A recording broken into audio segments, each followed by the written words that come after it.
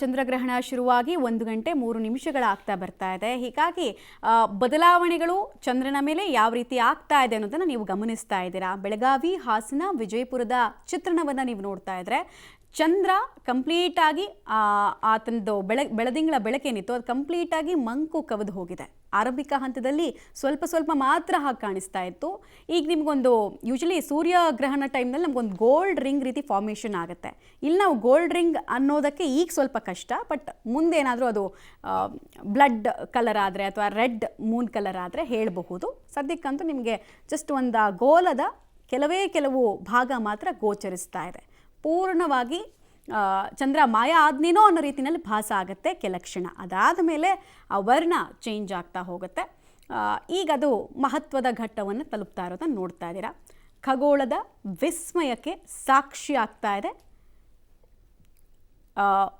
ಭಾರತದ ವಿವಿಧ ಜಾಗಗಳ ದೃಶ್ಯಾವಳಿಗಳನ್ನು ನೋಡ್ತಾ ಇದ್ರಿ ಮೇಲ್ಗಡೆ. ಇನ್ನೊಂದು ಕಡೆಗೆ ಬೇರೆ ದೇಶಗಳಲ್ಲೂ ಕೂಡ ಈ ಚಂದ್ರಗ್ರಹಣದ ಎಫೆಕ್ಟು ನೆನಪಿರಲಿ ವೀಕ್ಷಕರೇ. ಆಲ್ಮೋಸ್ಟ್ ಜಗತ್ತಿನ 88% ಪಾಪ್ಯುಲೇಷನ್ನ ಜನ ಇವತ್ತು ನೋಡೋದಕ್ಕೆ ಸಿಗ್ತಾ ಇದೆ ಚಂದ್ರಗ್ರಹಣವನ್ನು. ಈ ರೀತಿ ಚಂದ್ರಗ್ರಹಣ ಏಕಕಾಲಕ್ಕೆ ಆಲ್ಮೋಸ್ಟ್ ಇಷ್ಟು ಜನರನ್ನು ತಲುಪೋದು ರೇರೆಸ್ಟ್ ಆಫ್ ರೇರ್. ಈ ಕಾರಣಕ್ಕೆ ರೇರೆಸ್ಟ್ ಅಂತ ಅನ್ಬೋದು. ಅದು ಬಿಟ್ಟರೆ ಇದೊಂದು ನಾರ್ಮಲ್ ಪ್ರಾಸೆಸ್ ಅಂತ ವಿಜ್ಞಾನಿಗಳು ಅಭಿಪ್ರಾಯವನ್ನು ಪಡ್ತಾರೆ. ಸೊ ಮಾತಾಡ್ತಾ ಹೋಗೋಣ. ಈಗ ಗುರುಜಿ ಆಗಲೇ ವಿರಾಮದ ಬಳಿಕ ಮಾತಾಡ್ತೀನಿ ನಿಮ್ಮ ಹತ್ರ ಅಂತ ಅಂದಿದ್ದೆ. ನಿಮ್ಮ ಒಬ್ಜೆಕ್ಷನನ್ನು ಹೇಳ್ತಾ ಇದ್ರಿ ನೀವು. ಅದ್ರ ಜೊತೆಗೆ ಇನ್ನೊಂದು ಪ್ರಶ್ನೆ ಆ್ಯಡ್ ಮಾಡಿಬಿಡ್ತೀನಿ. ಈಗ ಎಲ್ಲರದ್ದು ಫೋಕಸ್ ಇರೋದು ಸಿದ್ಧಿ ಆಗತ್ತೆ ನಾವೇನೇ ಅಂದ್ಕೊಂಡ್ರು ಅಂತ. ಸಿದ್ಧಿ ಮಾಡ್ಕೊಳ್ಳೋ ಸಮಯ ಯಾವುದು, ಯಾವ ಮಂತ್ರವನ್ನು ಜಪಿಸ್ಬೇಕು ಕ್ರಿಸ್ಪ್ ಆಗಿ ಹೇಳೋದಾದ್ರೆ? ಇಲ್ಲಿ ಸಿದ್ಧಿ ಮಾಡಿಕೊಳ್ಳಿಕ್ಕೂ ಕೂಡ ನಾವು ಜ್ಯೋತಿಷ್ಯ ಶಾಸ್ತ್ರದಲ್ಲಿ ಯೋಗ ಅಂತ ಕರಿತೇವೆ. ಕೆಲವರು ಎಲ್ಲರೂ ಕೂಡ ನಾವು ಸಿದ್ಧಿ ಮಾಡ್ಕೋಬಹುದು, ಇವತ್ತು ಪರ್ವಕಾಲ ಚಂದ್ರಗ್ರಹಣ ಕಾಲ ಅಂತ ಹೇಳಿ ಎಲ್ಲರೂ ಕೂಡ ಸಿದ್ಧಿ ಮಾಡೋಕ್ಕಾಗಲ್ಲ. ಇದಕ್ಕೆ ಉದಾಹರಣೆ ಅಷ್ಟಸಿದ್ಧಿ ಅಂತಕ್ಕಂಥದ್ದು ಬರುತ್ತೆ. ಈ ಅಷ್ಟಸಿದ್ಧಿಯಲ್ಲಿ ನಾನು ಈ ಸಮಯದಲ್ಲಿ ಒಬ್ಬರನ್ನ ನೆನೆಸ್ಕೋಬೇಕಾಗತ್ತೆ. ಪುಟ್ಟಪರ್ತಿ ಸಾಯಿಬಾಬಾ. ಪುಟ್ಟಪರ್ತಿ ಸಾಯಿಬಾಬಾ ಅವರು ಅಷ್ಟಸಿದ್ಧಿ ಸಂಪೂರ್ಣ ಮಾಡ್ಕೊಳಕ್ ಆಗ್ಲಿಲ್ಲ ಪಾಪ ಅವರಿಗೆ. ಅಷ್ಟಸಿದ್ಧಿಯನ್ನ ಮಾಡಿಕೊಂಡ್ರೆ ದೇವರಾಗಿ ಪರಿವರ್ತನೆ ಆಗ್ತಾ ಇದ್ರು ಅಂತಕ್ಕಂಥದ್ದು ಒಂದು ಕಡೆ ಒಂದು ಆಗಮದಲ್ಲಿ ಹೇಳುತ್ತೆ, ಶಾಸ್ತ್ರಗಳಲ್ಲಿ ಹೇಳುತ್ತೆ. ಆದರೆ ಒಂದು 2-3 ಸಿದ್ಧಿಯನ್ನು ಮಾಡ್ಕೊಂಡಿದ್ರು. ಹಾಗೆ ಯಾರೋ ಒಬ್ರು ಬಂದು ಕುಂಬಳಕಾಯಿ ಕೊಡಿ ಅಂತ ಕೇಳಿದ್ದು ಅದೆಲ್ಲ ದೊಡ್ಡ ವಿಚಾರ, ಅದನ್ನು ಬಿಡಿ. ಆದರೆ ಸಿದ್ಧಿ ಅಂತಕ್ಕಂಥದ್ದು ಇದೆಯಲ್ಲ, ಯೋಗ ಅಂತಕ್ಕಂಥದ್ದು ಬೇಕು. ಇದನ್ನು ಗ್ರಾಮೀಣ ಭಾಷೆಯಲ್ಲಿ ನಾವು ಹೇಳ್ತೇವೆ ಋಣ ಅಂತಕ್ಕಂಥದ್ದು. ಈಗ ನಾವು ಮಂತ್ರ ಹೇಳ್ತೇವೆ, ಋಣಾನುಬಂಧ ರೂಪೇಣ ಪತಿ ಪತ್ನಿ ಸುತಾಲಯ.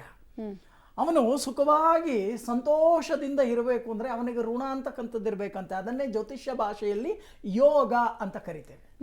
ಇವತ್ತು ಸಿದ್ಧಿ ಮಾಡ್ಕೊಳ್ತಕ್ಕಂಥ ಸಮಯ ಹೌದು, ಈಗಾಗಲೇ ಪ್ರಾರಂಭವಾಗಿದೆ ಸಿದ್ಧಿಯನ್ನು ಮಾಡ್ಕೊಳ್ಳಿಕ್ಕೆ. ಇಲ್ಲಿ ಮಧ್ಯಮ ಕಾಲ 11 ಗಂಟೆ 40 ನಿಮಿಷಕ್ಕೆ ಮಧ್ಯಮ ಕಾಲ ಅಂತ ಹೇಳ್ತೇವೆ. ಯಾವುದನ್ನ? ಗ್ರಹಣವನ್ನ. ಇಂಥ ಒಂದು ಪರ್ವಕಾಲ ನಮಗೆ ಈ ಗ್ರಹಣ 11 ಗಂಟೆ 40 ನಿಮಿಷದವರೆಗೂ ಕೂಡ ಸಿದ್ಧಿ ಅಂತಕ್ಕಂಥದ್ದನ್ನ ಮಾಡ್ಕೋಬಹುದು. ಯೋಗವಿದ್ದವರಿಗೆ ಮಾತ್ರ, ಎಲ್ಲರೂ ಕೂಡ ಮಾಡ್ಲಿಕ್ಕಾಗಲ್ಲ.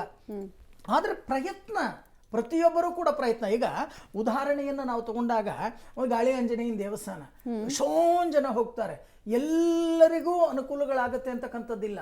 ಅಣ್ಣಮ್ಮನ ದೇವಸ್ಥಾನ ಎಲ್ಲರೂ ಹೋಗ್ತಾರೆ, ಎಲ್ಲರಿಗೂ ಅನುಕೂಲಗಳಾಗಲ್ಲ. ಆ ಯೋಗ ಅಂತಕ್ಕಂಥದ್ದು, ಋಣ ಅಂತಕ್ಕಂಥದ್ದು ಇರ್ತಕ್ಕಂಥವರಿಗೆ ಅವ್ರು ಕೇಳಿದ್ದಾಗೋಗುತ್ತೆ. ಒಂದು ಮಗುಗೆ ನನ್ನ ಕಣ್ಣ ಎದುರುಗಡೆನೆ ಒಂದು ವಿಚಾರವನ್ನು ಹೇಳ್ತೇನೆ. ಗಾಳಿ ಆಂಜನೇಯನ ದೇವಸ್ಥಾನಕ್ಕೆ ಹೋಗಿ ಒಂದೇ ಒಂದು ಯಂತ್ರವನ್ನು ಕಟ್ಟಿಸ್ಕೊಂಡು ಬಂದರು ಅಷ್ಟೇ. ಇದ್ದಂಥ ಫೀವರ್ ಪೂರ್ತಿ ಮಾಯವಾಗಿತ್ತು.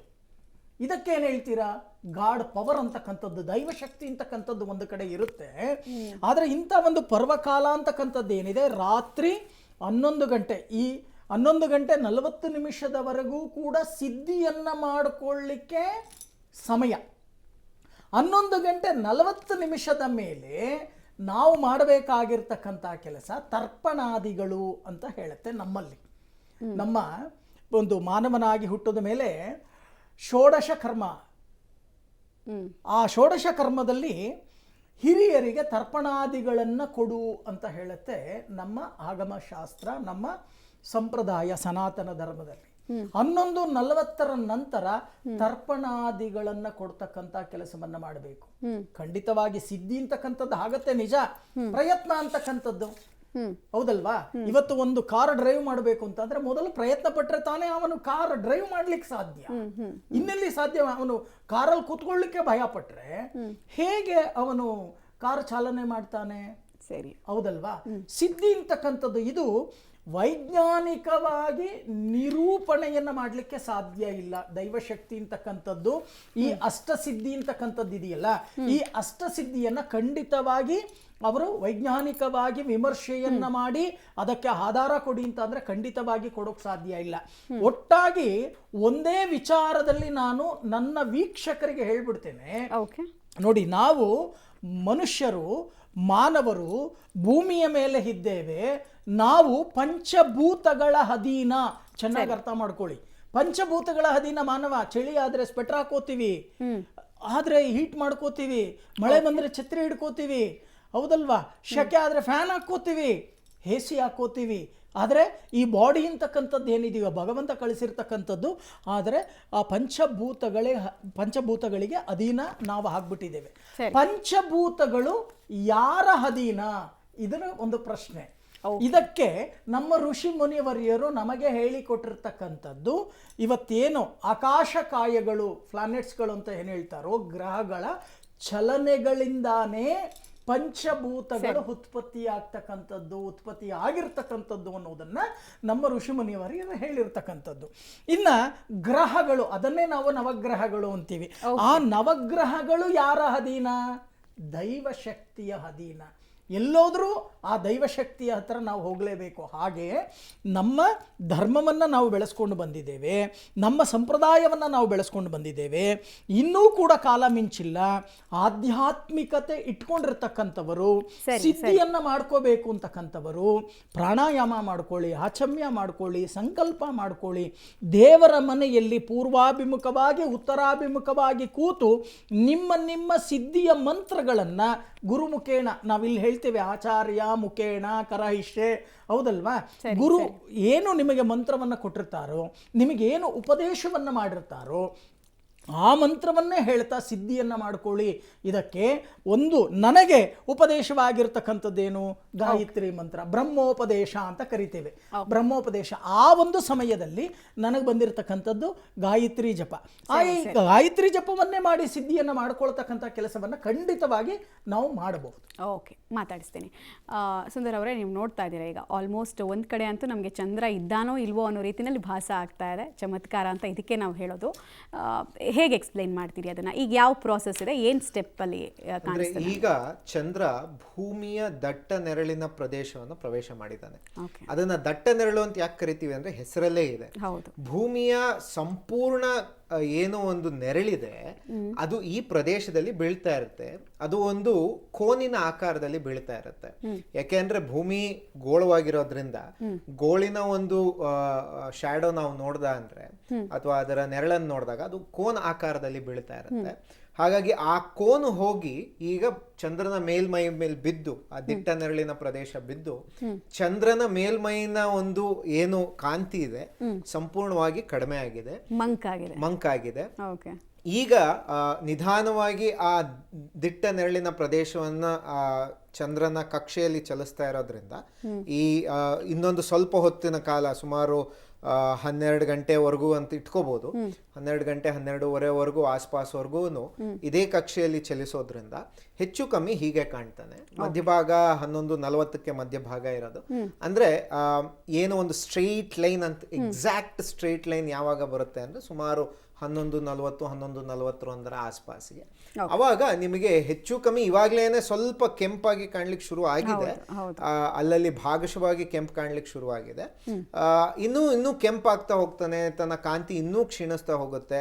ಇನ್ಫ್ಯಾಕ್ಟ್ ನೀವು ಸ್ಕ್ರೀನ್ ಮೇಲೆ ಏನು ಇಮೇಜ್ ತೋರಿಸ್ತಾ ಇದ್ದೀರಿ ಅದಕ್ಕಿಂತ ಒಂದು 1000 ಪಟ್ಟು ಕಮ್ಮಿ ಕಾಂತಿನೇ ಕಾಣುತ್ತೆ. ಸೊ ಗಮನ ಇಟ್ಟು ವೀಕ್ಷಕರು ಟಿವಿಯಲ್ಲಿ ನೋಡ್ತಾ ಇದ್ರೆ ಸಂತೋಷ, ನಿಮಗೆ ಗೊತ್ತಾಗುತ್ತೆ. ಯಾಕೆಂದ್ರೆ ಬ್ರೈಟ್ನೆಸ್ ಎಲ್ಲ ಪಾಪ ಕ್ಯಾಮ್ರಾಮನ್ ಅಡ್ಜಸ್ಟ್ ಮಾಡಿ ನಿಮಗೆ ತೋರಿಸೋ ಪ್ರಯತ್ನ ಮಾಡ್ತಾರೆ. ನೀವೇನಾದ್ರೂ ನಿಮ್ಮ ಟೆರೇಸ್ಗಳ ಮೇಲೆ ಅಥವಾ ಆಚೆ ಹೋಗಿ ನೋಡ್ತೀರಿ ಅಂದ್ರೆ ತುಂಬಾ ಒಂದು ದೂರದಲ್ಲಿ ಯಾವುದೋ ಒಂದು ರೆಡ್ ಲೈಟ್ ಆನ್ ಮಾಡಿದ ಹಾಗೆ ಕಾಣ್ತಾ ಇರುತ್ತೆ. ಈಗ ಲೈಟ್ಸ್ ಇದ್ರೆ ಕಾಣಿಸ್ಬೋದು ಅಷ್ಟೇ. ಈಗಲೈಸ್ ಇದ್ರೂ ಕಷ್ಟ, ಅಷ್ಟೇ ಕಾಣೋದು ಪಾಪ. ಅವ್ನು ಕೊಡ್ತಾ ಇರೋ ಕಾಂತಿನೇ ಅಷ್ಟಿದೆ. ಬಟ್ ದೂರದಲ್ಲಿ ಎಲ್ಲೋ ಒಂದು ಕಡೆ ರೆಡ್ ಲೈಟ್ ಕಾಣ್ತಾ ಇರೋ ಕಾಣುತ್ತೆ. ಒಂದು ಸ್ಪಾಟ್ ಆನ್ ಮಾಡ್ಬೋದು. ಎಕ್ಸಾಕ್ಟ್ಲಿ, ಅದೇ ಚಂದ್ರ ಸಂಪೂರ್ಣ ಗ್ರಹಣ ಆಗಿರೋ ಅಂತ ಚಂದ್ರ ಅಂತ. ಸರಿ, ಈಗ ನನ್ನ ನೆಕ್ಸ್ಟ್ ಪ್ರಶ್ನೆ ಇರೋದು, ಸೈಂಟಿಸ್ಟ್ಗಳಿಗೆ ಸಾಮಾನ್ಯವಾಗಿ ಗ್ಯಾಲಕ್ಸಿ ಬಗ್ಗೆ ಅಧ್ಯಯನ ಮಾಡ್ತಿರ್ತಾರೆ, ಬ್ಲ್ಯಾಕ್ ಹೋಲ್ ಬಗ್ಗೆ ಅಧ್ಯಯನ ಮಾಡ್ತಿರ್ತಾರೆ, ಗ್ರಹಣ ಥರ ನೋಡ್ತಾರೆ ಅಷ್ಟೇ. ಅಧ್ಯಯನಕ್ಕೆ ಪೂರಕ ಆಗತ್ತೆ ಅನ್ನತ್ತೆ ಇನ್ನೊಂದು ವರ್ಗ. ಸೊ ಅಧ್ಯಯನ ಮಾಡೋದಾದರೆ ಏನು ಮಾಡ್ತಾರೆ? ಇಲ್ಲಿ ಏನು ತಿಳ್ಕೊಳ್ಳೋದು ಕುತೂಹಲಕಾರಿ ಅಂಶ ಅಂತೀರ? ಇವಾಗ ವೈಜ್ಞಾನಿಕವಾಗಿ ಖಗೋಳ ವಿಜ್ಞಾನಿಗಳು ಅಂತ ನಾವು ಕರೆಯೋದು ಒಂದು ಬ್ರಾಡ್ ನಾಮನ್ಕ್ಲೇಚರ್, ಅಂದ್ರೆ ಎಲ್ಲರೂ ಮನುಷ್ಯರು ಅಂತ ಕರೆದಂಗೆ. ತದಾದ ನಂತರದಲ್ಲಿ ಒಂದಷ್ಟು ಪ್ರಭೇದಗಳು ಬರ್ತವೆ. ಇವ್ರು ಈ ಪ್ರಾಂತ್ಯಕ್ಕೆ ಸೇರಿದವರು, ಇವ್ರು ಇಲ್ಲಿ ಪ್ರದೇಶದವರು, ಇವ್ರು ಈ ಭಾಷೆ ಮಾತಾಡೋರು, ಮತ್ತೊಂದು ಮಗದೊಂದು ಪ್ರಭೇದಗಳು ಬರ್ತವೆ. ಹಾಗೆ ಖಗೋಳದಲ್ಲೂ ಬೇಕಾದಷ್ಟು ಪ್ರಭೇದಗಳಿದೆ. ಗ್ಯಾಲಕ್ಸಿಗಳನ್ನ ಓದೋ ಖಗೋಳ ವಿಜ್ಞಾನಿಗಳು ಬೇರೆ ಪ್ರಭೇದ, ಹಾಗೆ ಬ್ಲ್ಯಾಕ್ ಹೋಲ್ಸ್ ಓದೋರು ಬೇರೆ ಇರ್ತಾರೆ. ಹೀಗೆ ಪ್ಲಾನೆಟರಿ ಸೈಂಟಿಸ್ಟ್ ಅಂತ ಕರಿತೀವಿ. ಅಂದ್ರೆ ಗ್ರಹಗಳನ್ನೇ ಅಧ್ಯಯನ ಮಾಡೋ ಅಂತ ಒಂದಷ್ಟು ವರ್ಗ ಇದೆ, ವಿಜ್ಞಾನಿಗಳ ವರ್ಗ, ಖಗೋಳ ವಿಜ್ಞಾನಿಗಳ ವರ್ಗ. ಅವರು ಈ ಗ್ರಹಣ ಕಾಲವನ್ನ ಅಧ್ಯಯನಕ್ಕೆ ಅಂತಾನೆ ಸೀಮಿತವಾಗಿ ಇಟ್ಕೊಂಡಿರ್ತಾರೆ. ಯಾಕೆ ಅಂದ್ರೆ ಮೊಟ್ಟ ಮೊದಲನೇದಾಗಿ ಬೇರೆ ಎಲ್ಲಾ ಸಮಯದಲ್ಲೂ ಭೂಮಿ ಮತ್ತು ಚಂದ್ರ ಮತ್ತು ಸೂರ್ಯ ಇದ್ರ ಕಾನ್ಫಿಗರೇಷನ್ ಸ್ಟ್ರೈಟ್ ಲೈನ್ ಅಲ್ಲಿ ಬರದೇ ಇರಬಹುದು, ಒಂದಲ್ಲ ಒಂದು ಆಂಗಲ್ ಇರುತ್ತೆ. ಸೊ ಅವಾಗ ಒಂದಷ್ಟು ಅಧ್ಯಯನ ಮಾಡಿ ಇಟ್ಕೊಂಡು ಸ್ಟ್ರೈಟ್ ಲೈನ್ನಲ್ಲಿ ಬಂದಾಗ ಅಧ್ಯಯನ ಮಾಡಿ ಇಲ್ಲಿ ನಾವು ಕಂಡುಕೊಂಡಂಥ ರಿಸಲ್ಟ್ಗಳಿಗೂ ಅಲ್ಲಿ ಕಂಡುಕೊಂಡಂಥ ರಿಸಲ್ಟ್ಗಳಿಗೂ ವ್ಯತ್ಯಾಸ ಇದೆಯಾ, ಸಾಮ್ಯತೆ ಇದೆಯಾ? ವ್ಯತ್ಯಾಸ ಇದ್ರೆ ಯಾಕೆ ವ್ಯತ್ಯಾಸ ಬಂತು, ಸಾಮ್ಯತೆ ಬಂದ್ರೆ ಯಾಕೆ ಸಾಮ್ಯತೆ ಇದೆ, ಈ ವಿಚಾರಗಳನ್ನ ಅಧ್ಯಯನ ಮಾಡ್ತಾರೆ. ಎರಡನೇದಾಗಿ ಹಿಂದೆ ಕೂಡ ನಾವು ಕೇಳಿಸ್ಕೊಂಡಿರ್ಬೋದು, ನಿಮ್ಮ ಕಾರ್ಯಕ್ರಮ ನೋಡ್ತಾ ಇದ್ರೆ ಚಾನೆಲ್ನಲ್ಲಿ, ಬೇರೆ ಬೇರೆ ಭಾಗಗಳ ಅಧ್ಯಯನ ಆಗುತ್ತೆ. ಅಂದ್ರೆ ಚಂದ್ರ ಹೇಗೆ ಬಂದಿರ್ಬೋದು, ಚಂದ್ರನ ಮೇಲ್ಮೈನಲ್ಲಿ ಇರ್ತಕ್ಕಂಥ ವಾತಾವರಣ ಹೇಗೆ ವ್ಯತ್ಯಾಸವಾಗ್ತಿದೆ, ಅಥವಾ ಅಲ್ಲಿ ಏನಿದೆ, ಭೂಮಿಯ ವಾತಾವರಣದಲ್ಲಿ ಬೇರೆ ಬೇರೆ ಅಂಶಗಳು, ಇವಾಗ ಏರೋಸಾಲ್ಸ್ ಅಂತೀವಿ, ಪೊಲ್ಯೂಷನ್ ಅಂತೀವಿ, ಬೇರೆ ಬೇರೆ ಎಷ್ಟೆಷ್ಟೋ ಸೈಂಟಿಫಿಕ್ ಟರ್ಮ್ಗಳನ್ನ ನಾವು ದಿನನಿತ್ಯ ಬಳಸ್ತಾ ಇರ್ತೀವಿ. ಅದರಲ್ಲಿ ಆಗ್ತಕ್ಕಂಥ ವ್ಯತ್ಯಾಸಗಳು ಏನಾದ್ರು ನಾವು ಅಧ್ಯಯನ ಮಾಡ್ಲಿಕ್ಕೆ ಆಗ್ತದ, ಹಾಗೆ ಭೂಮಿ ಮೇಲಿನ ವ್ಯತ್ಯಾಸಗಳನ್ನ ಕಂಡುಕೊಳ್ಳಿಕ್ಕೆ ಆಗ್ತದ, ಮತ್ತೆ ಭೂಮಿ ಮೇಲೆ ಏನಾದ್ರು ವ್ಯತ್ಯಾಸವಾಗ್ತಿದ್ಯಾ, ಮತ್ತೆ ಭೂಮಿ ಹೇಗೆ ಬಂತು, ಭೂಮಿ ಮತ್ತು ಚಂದ್ರ. ಒಂದು ಥಿಯರಿ ಏನ್ ಹೇಳುತ್ತೆ ಅಂದ್ರೆ ಚಂದ್ರ ಭೂಮಿಯ ಭಾಗ ಆಗಿದ್ದ, ತದನಂತರದಲ್ಲಿ ಬೇರೆಯಾಗಿ ಚೂರಾಗಿ ಹೋಗಿರೋದು ಅಂತ ಒಂದು ಥಿಯರಿ ಹೇಳುತ್ತೆ. ಬೇರೆ ಥಿಯರಿ ಇಲ್ಲ, ಅದೆಲ್ಲೋ ಹಾಸ್ ಹೋಗ್ತಾ ಇದ್ದದನ್ನ ಭೂಮಿ ಕ್ಯಾಪ್ಚರ್, ಗ್ರಾವಿಟೇಷನಲ್ ಕ್ಯಾಪ್ಚರ್ ಅಂತೀವಿ, ಅದನ್ನ ಹಿಡ್ಕೊಂಡು ತನ್ನ ಸುತ್ತಲೂ ಸುತ್ತಿಸ್ಕೊತಾ ಇದೆ ಅಂತ.